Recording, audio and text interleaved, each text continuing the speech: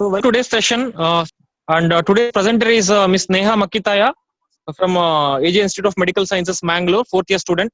And today's mentors we have Dr. Anusha GK, Assistant Professor from Shivamogga Institute of Medical Sciences, Shivamogga, and Dr. Mangala Gauri. She's a consultant in Bangalore, and Dr. Abhilash Vasant, who is in Father Muller Medical College, Bangalore. Welcome to all our mentors. Welcome. Thank you, Kishan. Thank you, Dr. Kishan. Yeah. Sure. Shall we start the presentation? Yeah. Neha, all the best. Yes. Thank you, sir. Yeah. Good evening. A 68-year-old patient named Mrs. XYZ, who hails from Mangalore and is housewife by occupation and has the education of up to third standard and hails from a lower middle class family. She has the parity index of P3L3A0. She was admitted on the date of 29th February 2020 and was examined on 6th of March 2020. She came with the chief complaints of sensation of something protruding out of the vagina since 8 years. History of present illness. The patient was... Yes, just a second. Okay. Now, with just this chief complaint, okay, what all you think could present with this mass descending per vagina? What all diseases or disorders can present with mass descending per vagina? Ma'am, given her age group and her parity index, my first probable guess would be a prolapse, uterine prolapse. Okay. Second would be, it could be a Gartner's cyst or a cervical polyp. Okay. Or it could be even chronic inversion of the uterus. Okay. Fine. Okay. Keep aside the age, 68-year-old, keep aside that. What all could be in all the age groups, if you just see, what all disorders can present with mass protruding through the vagina. So one thing you mentioned, uterovaginal prolapse, yes. Then Gartner's cyst. Can there be, there's one more thing called cervical elongation. Yes. Yeah? So that one thing. Okay, okay, fine. Can you go to the previous slide? Yeah. So in this is a particulars of the patient, right? So yes. Based on the particulars, whatever you're seeing, what are the risk factors for this prolapse? What you can see in this case? First striking would be the parity index. Okay. Second would be the age of the patient. Okay. Any other thing? Maybe the occupation as well. Okay. Okay, fine. Now, why age is a risk factor in this patient? 68 years. So this is usually the age after menopause. So there is decreased estrogen, which results in thinning of the connective tissue and all the ligaments. The ligaments become lax. Very good. So for the connective tissues to be strong, estrogen is needed.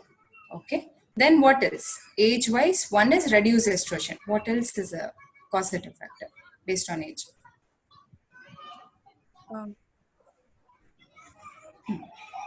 See, now one more thing is, as the age advances, what happens to our bones?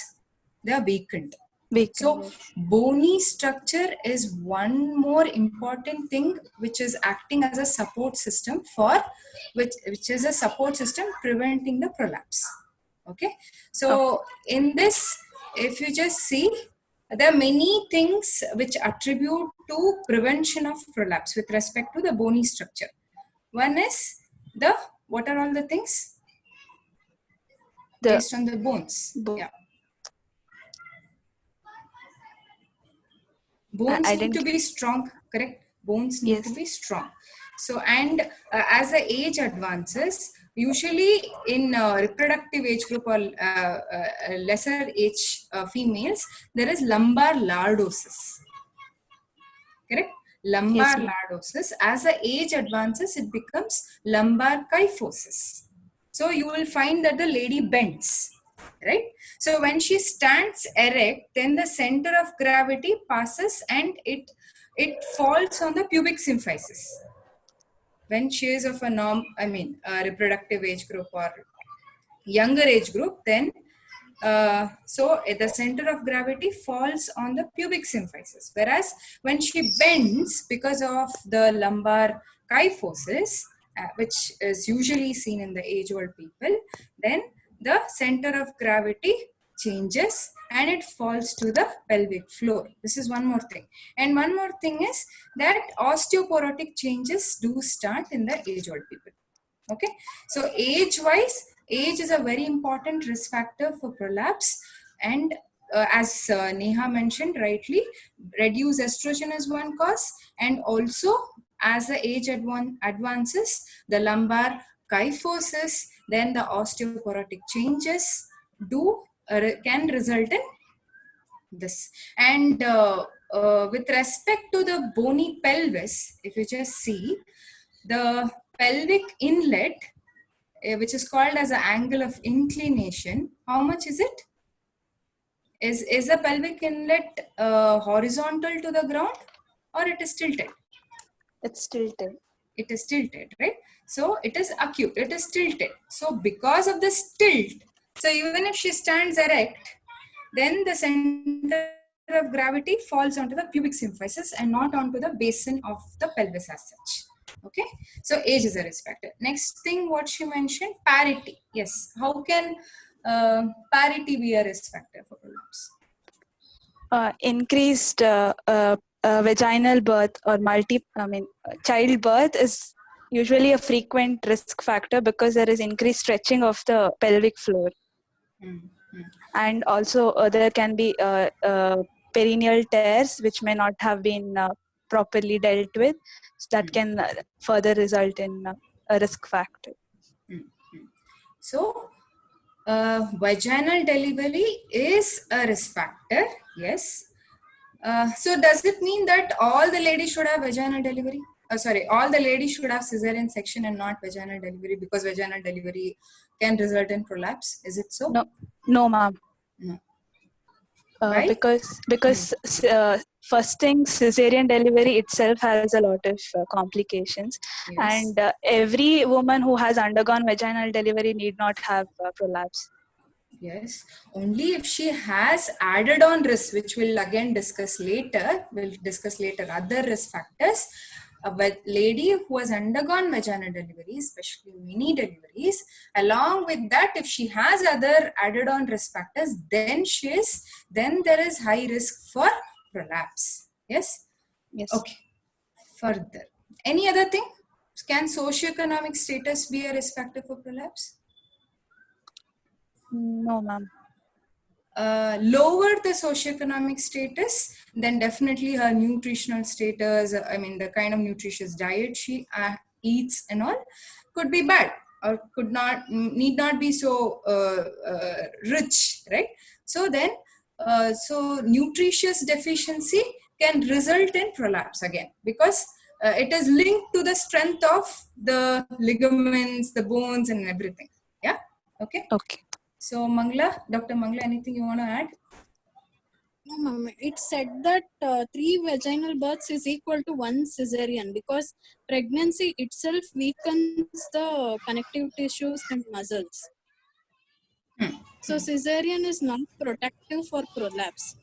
Even patients with cesarean section and multiparity can have prolapse. And it is said that vaginal delivery is just a necessary cause, not a sufficient cause. Necessary and sufficient, it is different. So it is a necessary cause for vaginal prolapse, but not per se the cause for prolapse. Is it clear? Okay. Okay. Yeah. Next slide. Go on. Next. History of present illness. The patient was apparently in normal state of health 8 years ago, after which she presents with pelvic heaviness and sensation of something protruding out from the vagina. The symptoms worsen after prolonged exertion like lifting and standing. The symptoms reduce while lying down or when the bulge is pushed inside. Okay. There is no history of bleeding per vagina, no history of difficulty in initiating micturition, no history of increased frequency of urination, no history of burning micturition, no history of any bowel disturbance, no history of any pain abdomen, no history of vaginal discharge, no history of cough or any chronic respiratory disease, no history of pelvic trauma, no history of connective tissue disorders. Okay, why did you ask each of these negative history? Can you just tell? First, bleeding per vagina was to rule out any chance of decubitus ulcer, Okay. or if there is a presence of a cervical polyp. Okay. Then no history of difficulty in initiating micturition, increased frequency of urination, and burning micturition. All these were to rule out if there is a presence of cystocele or any other problems in the like urinary tract infection. Why in cystocele they'll have all these symptoms? Because in cystocele it usually it descends, the bladder descends down, so and it presses over the urethra, so they have difficulty in initiating micturition. And because of the mass protruding, they are not able to empty out the bladder fully, so they have increased frequency of urination as well. And this residual amount of urine which is present can result in infection causing burning micturition. Very good. And also increased frequency. Yes. Yes. Then next. Then there is no history of bowel disturbance. This was to rule out a rectocele. Okay. What bowel disturbance they'll have? Usually constipation.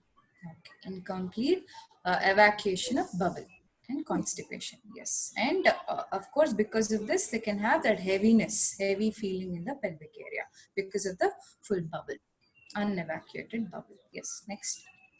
No history of pain abdomen. This was to rule out a presence of a cervical polyp or a fibroid. No history of vaginal discharge, again for in case of any vaginal infections or pain abdomen and polyp. How do you explain? In case of torsion of the polyp, it can result in pain abdomen. Torsion of a polyp. Okay. You've seen such a case? Torsion of a polyp, you've heard? I meant fibroid, I'm sorry. Okay.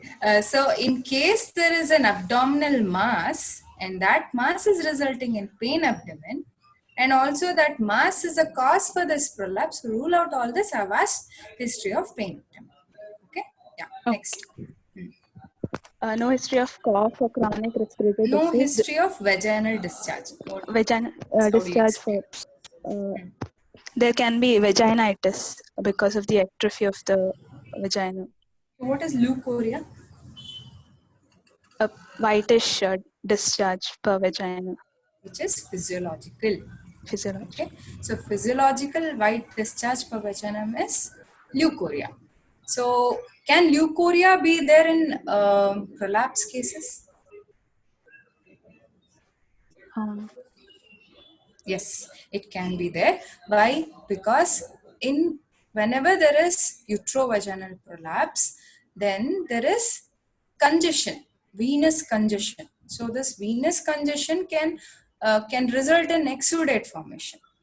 Okay, so that exudate can be, and also along with the glandular discharge, it can be the whitest discharge. And this can get infected. Then it is pathological white discharge in case of cervicitis and all. Yeah? Okay. Cough and chronic respiratory disease, they are additional risk factors for prolapse. So it is chronic cough. Okay. It's not like you cough for 10 minutes and then you have it. I mean, for such a short period. Yeah.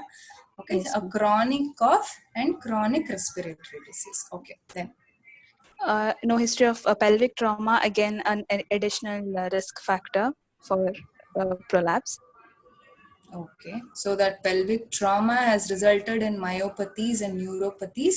So it has reduced the strength of all the connective tissues and the muscles there, which has resulted in prolapse. That's what you want to say? Yes, yes, ma'am.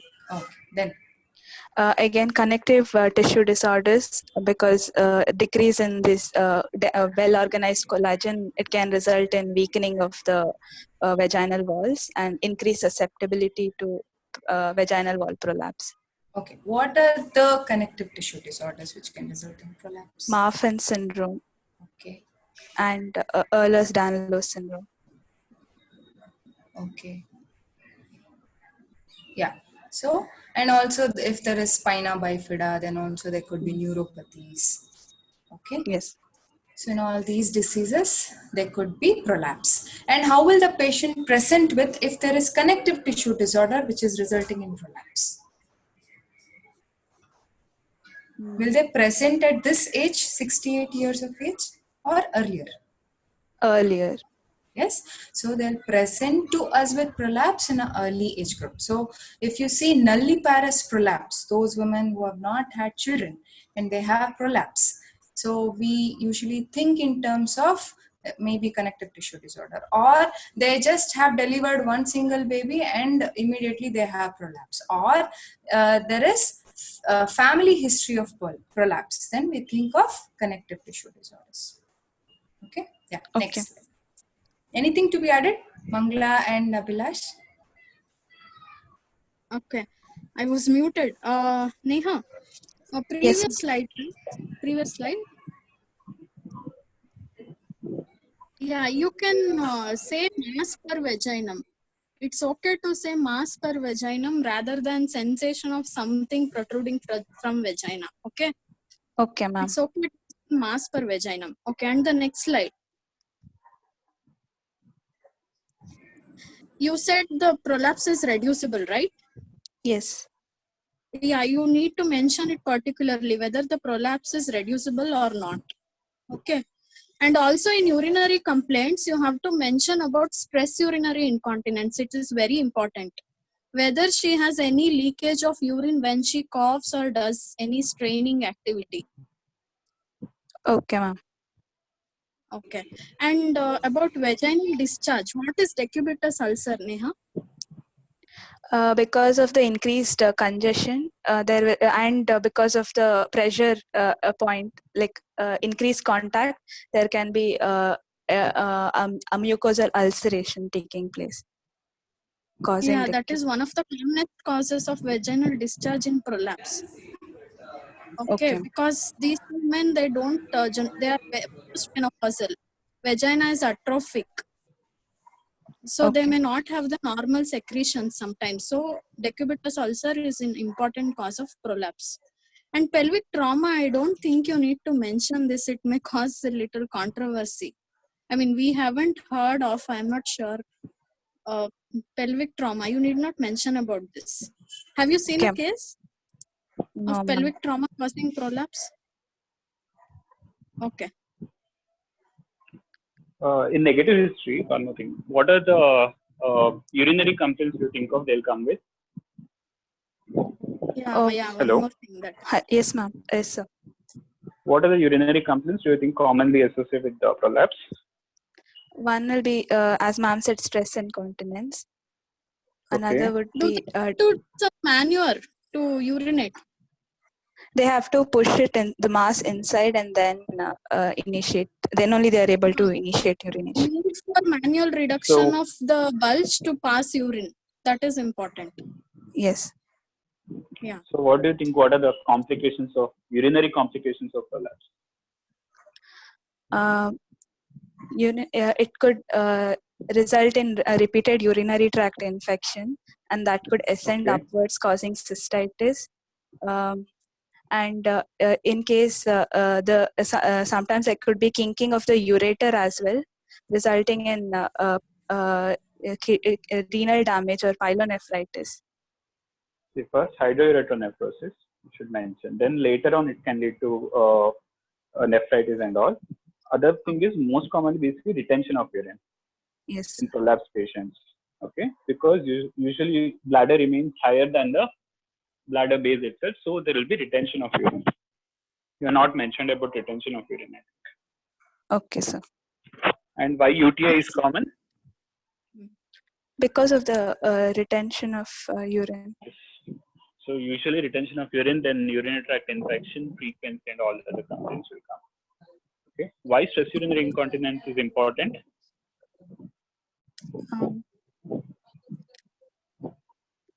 Why we have to ask about it or elicit stress urinary incontinence?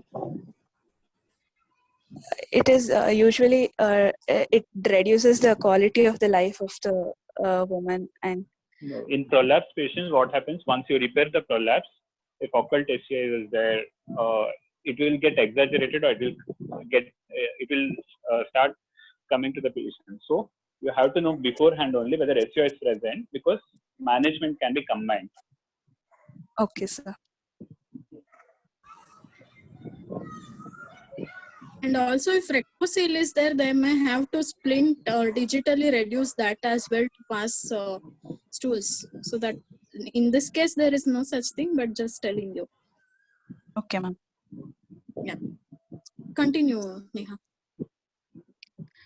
Coming to the menstrual history, menopause was attained 20 years ago.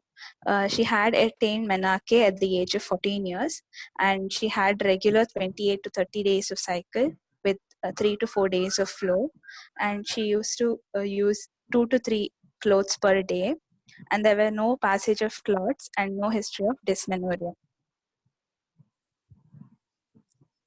Coming to the obstetric history, the first pregnancy was a male child who is now 42 years of age. The delivery was done at term, and it was a normal vaginal delivery which was done at home. The baby weighed around 3 kg at birth and was breastfed. There was no history of prolonged labor, no history of any instruments used, and no history of complications during labor. The second pregnancy was a female child who is 38 years of age now. The delivery was done at term, and it was a normal vaginal delivery done at the hospital. Baby weighed 2.5 kg at birth and was breastfed. There is no history of prolonged labor, no history of instruments used, no history of complications during labor. Third pregnancy, it was a female child who is now 32 years of age. Delivery was done at term. It was a normal vaginal delivery done at the hospital. Baby weighed 3 kg at birth and was breastfed. There is no history of prolonged labor, no history of any instruments used, no history of complications during pregnancy, during labor. Sorry. Okay, so now, Neha, Yes, what precautions you need to take as an obstetrician, say you're conducting a delivery. So what precautions you need to take during delivery to prevent prolapse in future? First, there should not be a prolonged second stage of labor. Okay.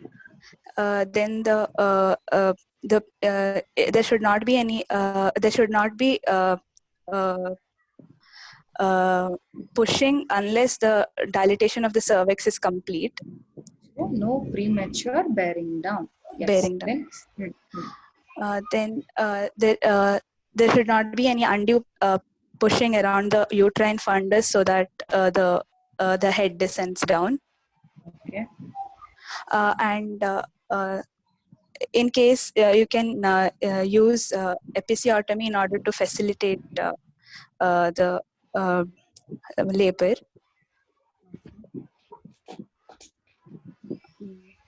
So does it mean that delivery has to be undertaken with episiotomy always to prevent prolapse?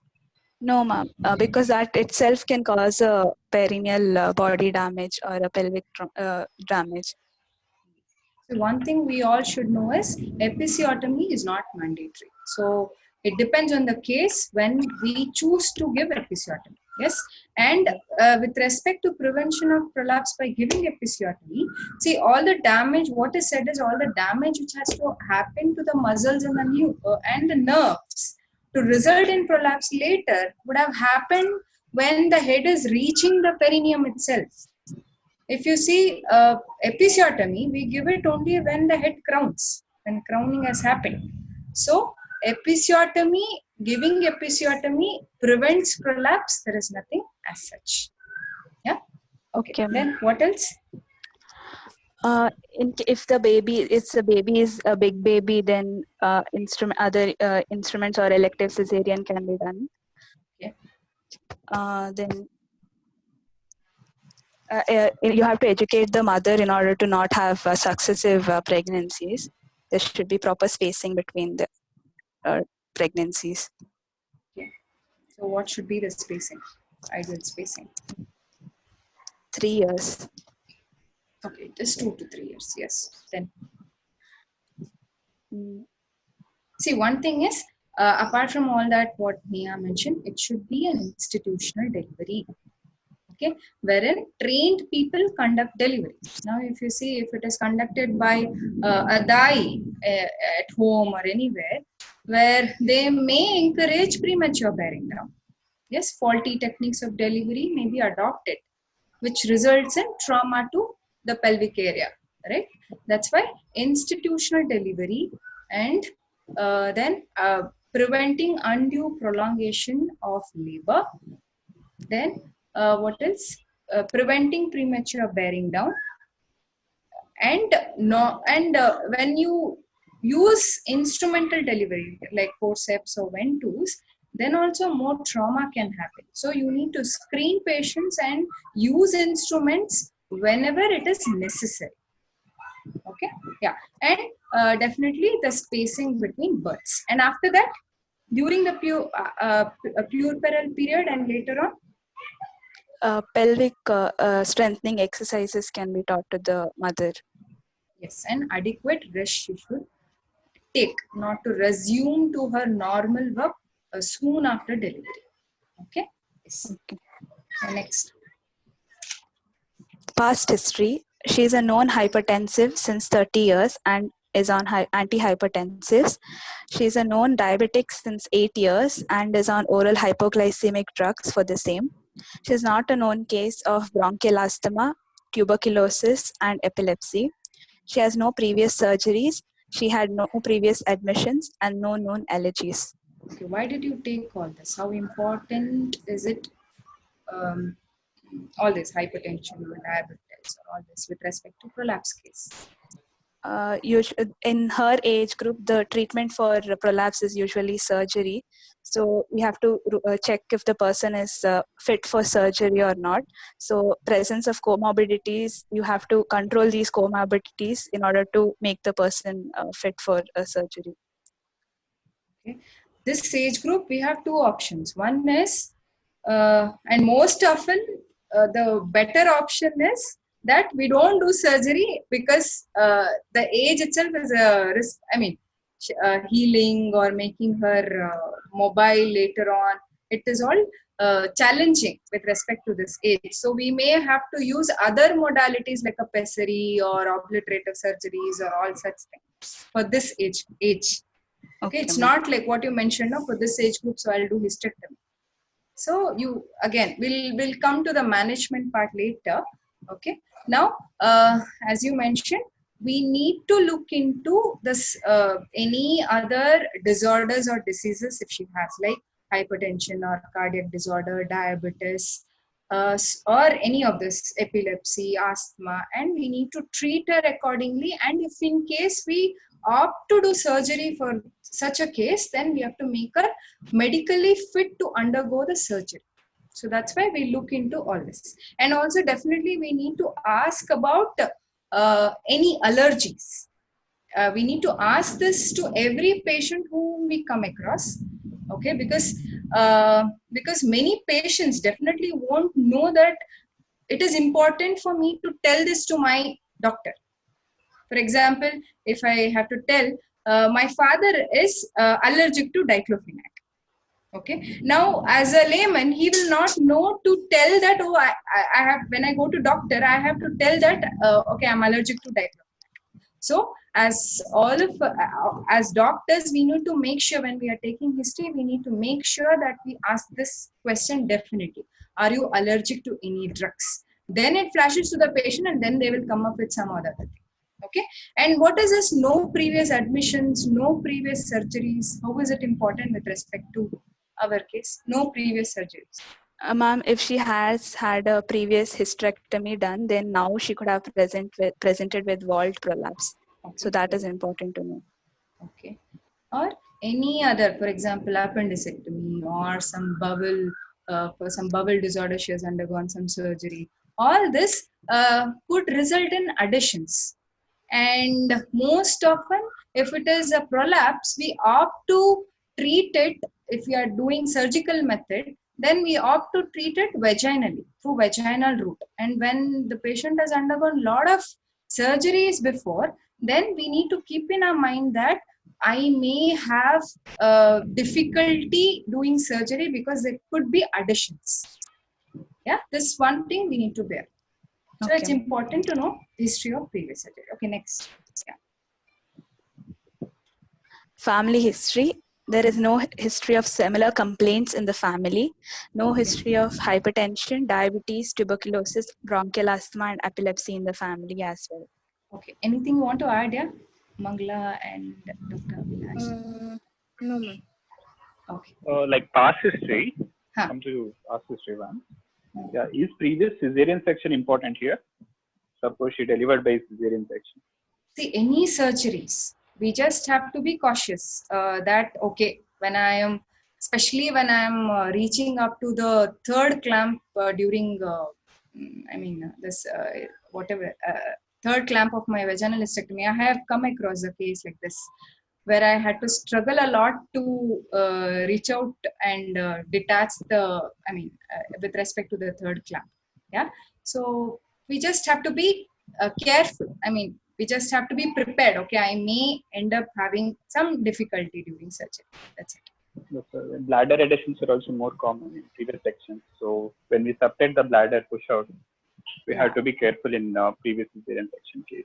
Right. And in the obstetric history, I think first delivery was home delivery. Yes, sir. I think you mentioned about birth weight around 3 kg and no undue prolongation.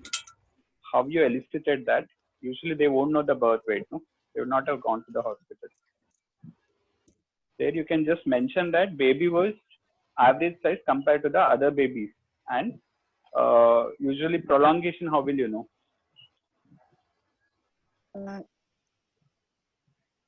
How many days or maybe when she got labor pain. And for the benefit of all listeners, can you elaborate on obstetric factors leading to prolapse according to first stage, second stage, and third stage? Neha. Yes, ma'am. Yeah, what are the risk factors in first stage? You have already mentioned that. Premature bearing down. Premature bearing down. Yeah, before full cervical dilatation, if she is asked to push. Yes. Okay. Second stage? Prolonged labor, precipitate labor. Okay. Undue use of instrumentation. Yes, okay. Delivery of a big baby also. Unrepaired or inadequately repaired perineal tears. Okay, ma'am. Okay. And third stage? You can add. Yeah, third stage. Placenta, it's described that Creed's method of placental delivery can lead to prolapse. Yes, ma'am. Undue push, uterine pressure, fundal pressure. Yeah. And in the pure period, early resumption of activity. And activity. Malnutrition and like you already mentioned, successive repeated pregnancies. Less intrapregnancy interval. Okay, you can describe the risk factors based on the stage of labor as well. Yes, ma'am. Okay, continue, Neha.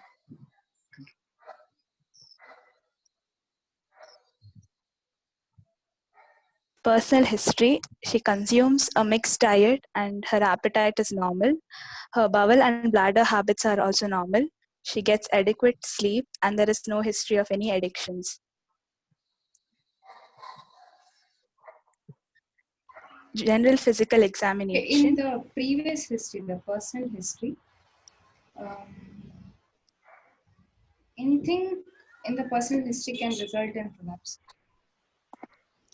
If she had a history of smoking. Yes, yes. Her diet and also her any history of smoking. Okay. General physical examination. Patient is conscious, cooperative, and well oriented to time, place, and person. She is moderately built and nourished. She weighs around 74 kg and has a height of 160 centimeter. Her BMI is 28.1 kg per meter square. What is BMI? Sorry, ma'am. What is his BMI? Normal? It's above normal. It's not normal. Can a higher BMI or obesity result in prolapse? Yes, ma'am. So it is a risk factor for prolapse. Yes. Yes. Okay. Why obese? It is overweight. Comes under overweight. Yes, ma'am.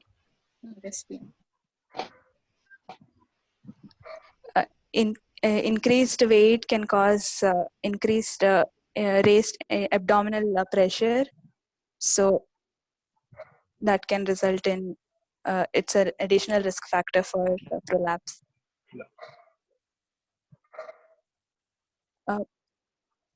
Pallor is present. There is no icterus, cyanosis, clubbing, generalized lymphadenopathy, and generalized edema. Vitals: pulse rate was 70 beats per minute with regular rhythm, normal volume, normal character, no vessel wall thickening, and no radiofemoral delay. Blood pressure was 130 by 80 mmHg taken from the left hand in sitting position. Respiratory rate was 18 cycles per minute, thoracoabdominal type. She was afebrile. Okay. Coming to the abdominal examination, on inspection, abdomen is slightly distended. Position of the umbilicus is central and inverted. Corresponding areas move equally with respiration. There are no scars, sinuses, or dilated veins. Hernial orifices are intact. Okay, Neha, just one observation. Usually at the end of history, better to summarize the history once. And in any gynae case, mention about thyroid, breast, and spine. Okay, you sir. You have seen these things to make sure. That's all. Okay, sir. Continue. On palpation, there was no local rise in temperature, no tenderness, the abdomen was soft, no palpable mass, and no organomegaly. On percussion, a tympanic note was heard, liver dullness was heard at the right fifth intercostal space. Auscultation, bowel sounds were heard. Coming to per vaginal examination, on inspection, a 6 into 8 centimeter size mass protruding per vagina was seen. There was no ulceration or bleeding over the surface. The mass appears to bulge on straining and the cough impulse is positive. Palpation, the mass protruding can be reduced manually. There was no cervical motion tenderness, no adnexal tenderness, and no bleeding on touch. Systemic examination, a cardiovascular system, S1 and S2 sounds were heard. There were no murmurs. Respiratory system, normal vesicular breath sounds were heard. No added sounds. Central nervous system, there is no focal neurological deficit. provisional diagnosis. Second, 68. just go back to the previous slide. Previous. Yes. Okay. Next slide. Yes, Slide. right. Okay. Per No, the vaginal inspector examination. per vaginal. Okay. See now, before we do this per vaginal examination, one thing we need to comment on is the local examination of the vulval area. Okay. So when you put the patient in dorsal position and when you are examining her from below, what are the findings? Okay. See, one thing is, as all of you, the UG students, you're not expected to do a per vaginal examination or the bimanual examination and also the per speculum examination. Okay. So you can make a provisional diagnosis based on your history and your per abdomen examination itself. And you can tell at the end that to confirm the diagnosis, I would like to do a bimanual examination and a per speculum examination. Is it clear? Yeah. Okay. Then before this per vaginal examination, we need to comment on what are the local examinations on visualizing the vulval area. Okay, usually what will be there when you are inspecting the vulva in a prolapse patient? So depending on the degree of prolapse, you will find a mass protruding through the vagina, right? Yes. It could have ulcer, there could be ulceration or not, or there could be keratinization over that area, pigmentation, and also you'll comment on the rugosities over that prolapsed area, that prolapsed mass. How is it on inspection? Usually, if you see the vaginal wall, you will find rugosity, right? Yes. So what is the cause for this rugosity on the vaginal wall? Again, the estrogen and the well-developed connective tissue. Okay. Now, as the age advances and all, then this rugosity is absent. Especially when such a mass is protruded, then again the rugosity is absent over the mass. Okay. And apart from that, you need to comment on hiatus is wide. Okay, whether the perineal body over there just in front of the anal region, how is it? Is it shortened or what? Okay, this much on local examination you need to comment. Okay. Do you have a picture of your case, Neha? No, I want to see one picture. I mean, I want to share the screen of one picture. Kishan is not there. I don't know. Maybe you can see that and describe. Maybe it's more appropriate. I'll stop sharing, ma'am. Yeah.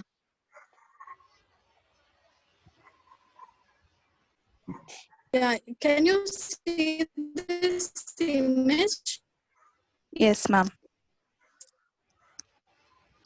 Can you comment? Yeah. Can you describe? No. See, on external examination, the mass is completely out of the introitus, ma'am. Okay, go on. Yeah. Then first you have to comment about the labia and the vulva. Vulva is atrophic. Yes. Okay. See, generally there is well-developed fat. Okay. How you see in premenopausal, it's not there. So it is atrophic. Okay. Okay. Yeah, mass is protruding out of the vagina about 8 centimeter. And this lowermost part of the mass looks like cervix. So you can say cervix is the leading part. How do you make out it is a cervix? There will be an opening present. Yeah, you should look at the opening. Okay. Yeah. Next. And then what else is there? What is protruding upper part is the anterior vaginal wall. Okay, so you can say that there is loss of rugosity on the anterior vaginal wall. Okay, ma'am. Okay. And what is there? What is so prominent in this? Can you see those congested red areas, bright red? What are those? Ulcers.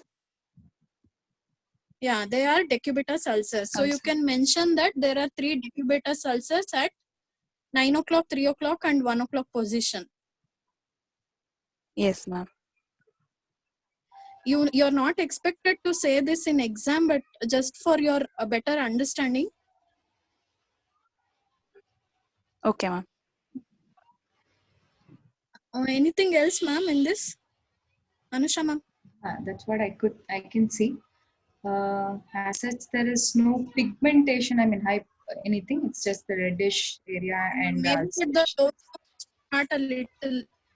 maybe it's not that well evident. Yeah. You can mention about hyperpigmentation.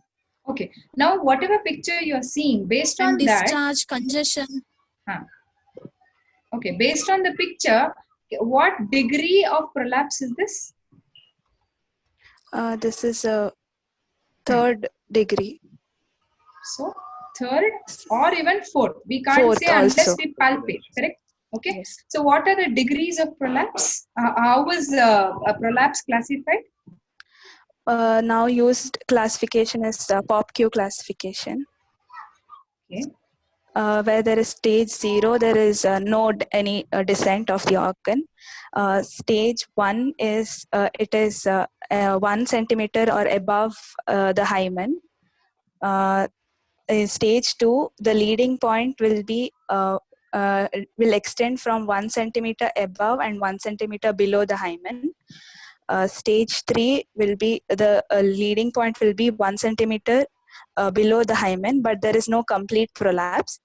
And stage 4 will be complete prolapse.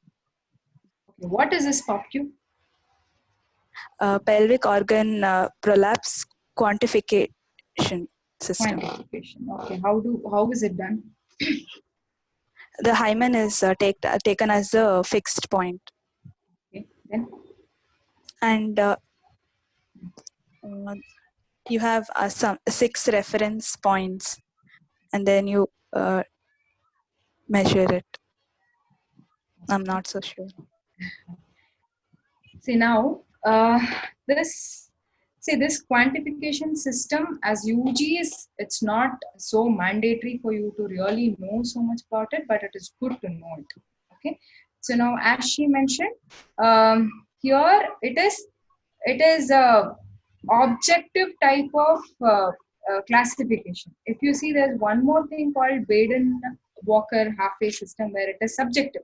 It depends. The whole thing, the classification or grading, it depends totally on the person who is doing it, and it can keep varying. So they have come up with this POPQ, which is totally objective because it is all based on the measurements with respect to certain fixed points. Okay. And now in this, what we do is there are certain points we measure on the anterior vaginal wall and certain points on the posterior vaginal wall, and and it is measured in centimeters with respect to a scale. You can make your own or use a scale itself, which is not the breadth of it is very less. Okay. Now what is done? There is a point AA is proximal to the cervix and on the anterior vaginal wall. Okay, and there is a point BA, and then posteriorly there is AP and BP. Then the cervix, the point on the cervix is C, and then we measure the total vaginal length, and also there is a point called D where the cervix and the vagina meet. So, and also there is the genital hiatus from the mid part of the urethra to the mid part of the anus. So this whole length of it is measured. So all these things are put on a grid. Okay, where there'll be 9 areas, and all these things are put on a grid, and the various based on all the measurements here, then it is staged as per what Neha just mentioned: stage 0, 1, 2, 3, 4, 5. Okay, so just know a bit about POPQ definitely. Okay, unless we show it to you, it's difficult for you to understand. Okay, someday we'll see what we can do. We can have a presentation and show you the points exactly. Okay, is it okay? Yes. Ma'am, I have a doubt. In this picture, it is 1 centimeter around the hymen, either below or above. So this is stage 2. Okay. More than this is stage 3. So less than 1 centimeter from the hymen is stage 2. More than 1 centimeter is stage 3. Yeah. And total complete eversion of the distal total length of the vagina is stage 4. Okay. Okay. What is usually used in your hospitals? What classification is used in your departments? Yeah. Do they use POCU? No. No. What is that they use? They measure it in the level of introitus, that is above the level of introitus, and then just at the level of introitus or below, and then procedentia. Yeah. So that is called Shaw's classification. Okay, what we use, we usually use a Shaw's classification. Okay, and in that we have 3 different parts. One is the anterior vaginal wall prolapse, other is a posterior vaginal wall prolapse, and one more is a uterine prolapse. Yes, sir. Okay, now in anterior vaginal wall prolapse, if the upper 2/3 of it is prolapsed, upper 2/3 of the anterior vaginal wall is prolapsed, then it is called Cystocele. very good. If the lower 1/3 of the vaginal wall, anterior vaginal wall is prolapsed, then it is called Urethrocele. very good. Then the posterior upper 1/3 of the vaginal wall is prolapsed, and it is called Enterocele.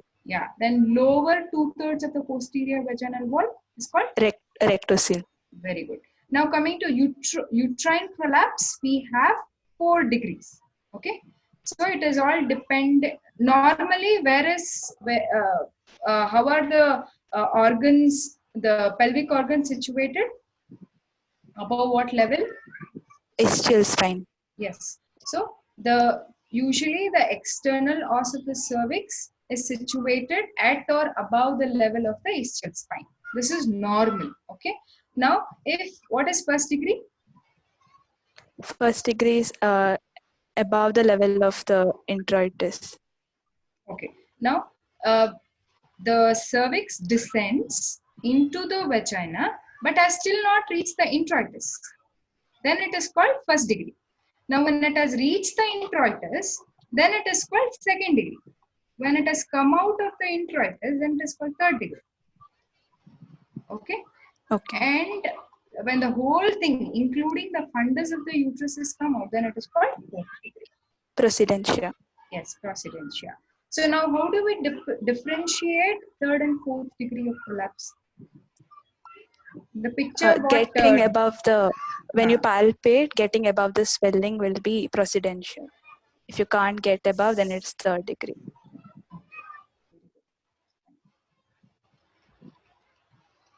So this is about Shaw's classification. Okay.